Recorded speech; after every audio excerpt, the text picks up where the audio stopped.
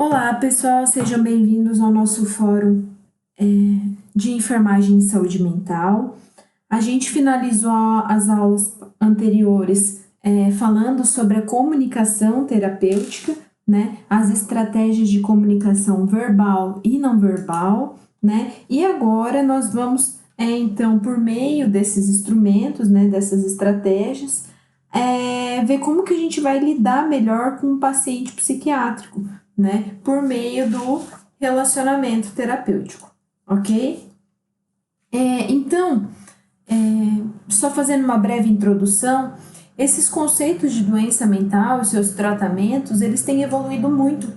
Porém, a enfermagem, né, principalmente a parte da enfermagem psiquiátrica, ela ainda é muito vista como aquela que controla, que vigia, que reprime o paciente, né? E a gente tem que entender que, na verdade, o enfermeiro vai estar estabelecendo um vínculo com esse paciente, vai estar estabelecendo metas com esse paciente.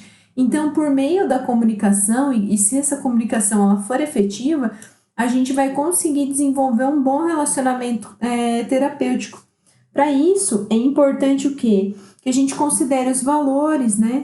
Que esse paciente tem, as crenças, a sua cultura, a sua faixa etária, o contexto em que ele está inserido, né? Para a gente conseguir se comunicar de uma forma efetiva e conseguir desenvolver um bom relacionamento terapêutico. O que é relacionamento, né, terapêutico? É um instrumento, né, que muitos falam que até o processo é a SAI em saúde mental, mas na verdade é um instrumento, um processo que oferece ao paciente uma assistência que vai manter ele como ponto central do cuidado, tanto para sua promoção, para sua manutenção ou para a recuperação do seu estado de saúde. Quando o paciente ele percebe que ele precisa de um auxílio para conseguir continuar, né? Então, o relacionamento terapêutico, ele é diferente, por exemplo, do relacionamento social ou do relacionamento de ajuda, porque o relacionamento social são aquelas são aquelas interações relacionadas à amizade, ao companheirismo, à socialização em si, né? Não como algo de manutenção ou promoção ou recuperação da saúde. Já a relação, né, o relacionamento de ajuda, por exemplo, é aquele entre pais e filhos, né, que os pais ajudam os filhos, em que não há uma exigência de que o indivíduo assuma responsabilidades pelo outro, né? Eu tenho um relacionamento com o meu filho, mas eu não tenho uma responsabilidade que ele assuma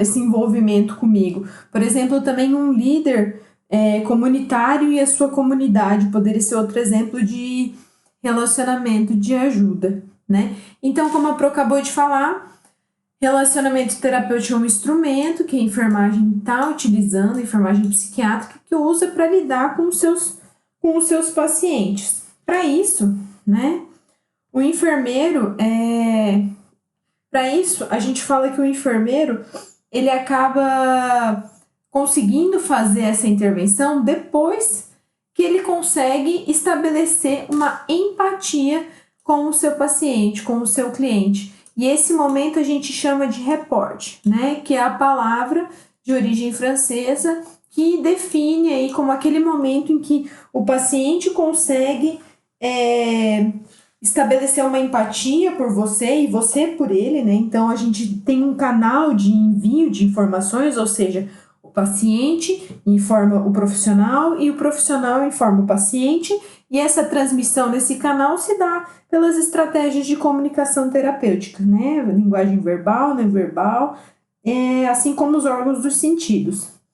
Então, primeiro de tudo, o enfermeiro ele tem que considerar a individualidade do paciente, né? Tentar responder às necessidades, atender às necessidades dele, observar o local que vai estar sendo feito esse relacionamento terapêutico e sempre manter a privacidade e fazer, assim como fazer o registro adequado dessa atenção que foi feita, né, entre essa comunicação, esse relacionamento que foi estabelecido. Um enfermeiro, a gente sabe também que ele o enfermeiro, ele tem alguns objetivos no relacionamento terapêutico, que vão estar direcionados no sentido de crescimento do paciente, né? Sendo que o principal é satisfazer as necessidades básicas do paciente. E ele usa uma ferramenta estratégica, né, singular, que seria o quê? Ele mesmo, né, o próprio enfermeiro, por meio da autorrealização, né, da autoconsciência, da autoaceitação, do senso claro de identidade pessoal, da capacidade de formar relacionamentos íntimos, né? Então ele vai desenvolver o potencial e a capacidade do paciente visando esse crescimento, para esse paciente conseguir enfrentar os desafios que ele está vivenciando na vida dele, tanto na promoção, quanto na manutenção ou na recuperação da sua saúde. Para qualquer pessoa, né, vocês podem perguntar, quando que a gente usa o relacionamento terapêutico? Então, ele pode ser utilizado para qualquer pessoa que é assistida em saúde mental, né, que precisa de uma ação, né, e a gente fala que o relacionamento terapêutico vai ser essa interação planejada, né, um instrumento de como lidar com o paciente psiquiátrico. Antes de ter essa definição, esse relacionamento terapêutico, o enfermeiro gastava muito tempo com recreações, com atividades recreativas, né? Que a finalidade, na verdade, daí era manter os pacientes ocupados para eles não terem nenhum tipo de acontecimento, bom ou ruim, mas não era algo terapêutico, né? Com metas, com objetivos, certo?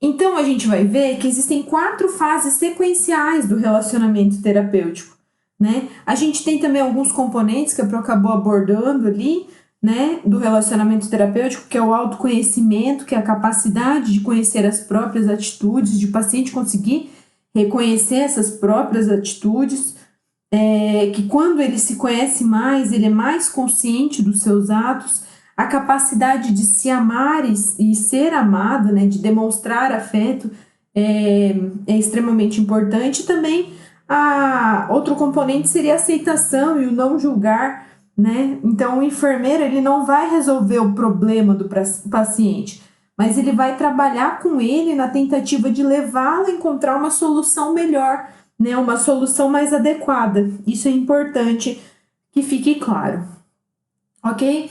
Então, na primeira fase, a gente chama de fase de pré-interação ou fase prévia. Vai ser aquela única fase em que o paciente é excluído, né?